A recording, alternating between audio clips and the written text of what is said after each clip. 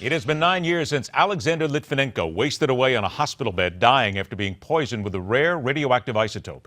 On his deathbed, the KGB agent turned informant blamed Vladimir Putin, calling him barbaric and ruthless. The Kremlin has refused to extradite the men, and the Russian dictator claims over and over again he had nothing to do with the gentleman's death.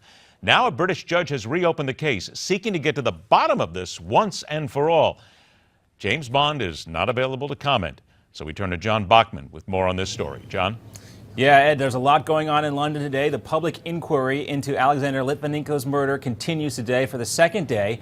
Yesterday, we heard that Vladimir Putin decided to silence the former spy. This is coming from Litvinenko's lawyer after the former Russian spy threatened to expose ties between Putin and the Russian mob. The agent fled to Britain in 2000, where he was granted asylum, and on grounds that he was facing persecution and prosecution in Russia. Now, Litvinenko's family says he was working for the British spy services MI5 and MI6, and he was also helping the Spanish government investigate the Russian mafia. But Litvinenko died 3 weeks after meeting with two of his ex-KGB contacts at a London hotel. He is believed to have been poisoned with a radioactive cup of tea spiked with a deadly nuclear isotope, polonium-210. Also, in 2007, British prosecutors charged two former Russian spies with the murder, but Russia has denied any involvement with the poisoning, and Moscow has actually blocked any attempt to extradite the men, as you mentioned. And one of those men is currently serving in the Russian Duma and therefore cannot be prosecuted at all. He enjoys immunity. The international crisis has severely damaged relations between Russia and the United Kingdom. However, the case did appear to die down a bit back in 2013. London decided not to hold this inquiry back then to avoid any further issues with Moscow. Litvinenko's widow, in the meantime, Marina, has appealed the decision, and with international tides now turning against Russia and everything that Vladimir Putin has done, Britain has decided to reopen the case. And last year I decided maybe inquest is the only way to receive all truth, what happened here in London and what happened with my husband. I would like to know who killed him and why.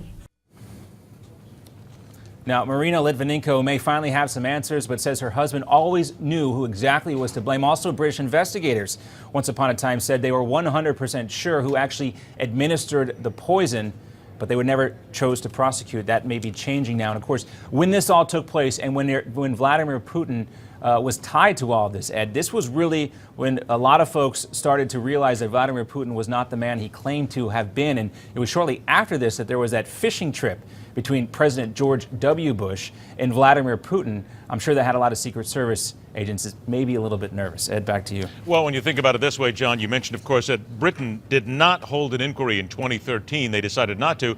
However, now, let's see, the Russians are in trouble. They're basically junk status bonds now around the world when it comes to money. Putin's in political trouble. People are grumbling. They kind of got him on the ropes right now. So it's interesting how the United Kingdom just waited, and they're taking perfect advantage of a time when Putin's being kicked by the rest of the world. It's beautiful theater. It is, and in a very public way. You know, we think of Vladimir Putin as this global leader, threatening, of course, but what this inquiry stands to do is really pull back the curtain on Vladimir Putin's ties with the Russian mafia and how much exactly he is involved with these common criminals. And it could be very embarrassing, if nothing else, for Vladimir Putin. And certainly it does appear like this. The timing might be very opportune, not just for the British here, but for other countries to apply pressure in these kinds of unique ways. Not necessarily these diplomatic channels, but certainly some pressure on Vladimir Putin in addition to everything else going on. I think what's going to be interesting, too, is not necessarily even just the fact that they're holding the investigation, but then to see what the British investigators allow out in the public eye.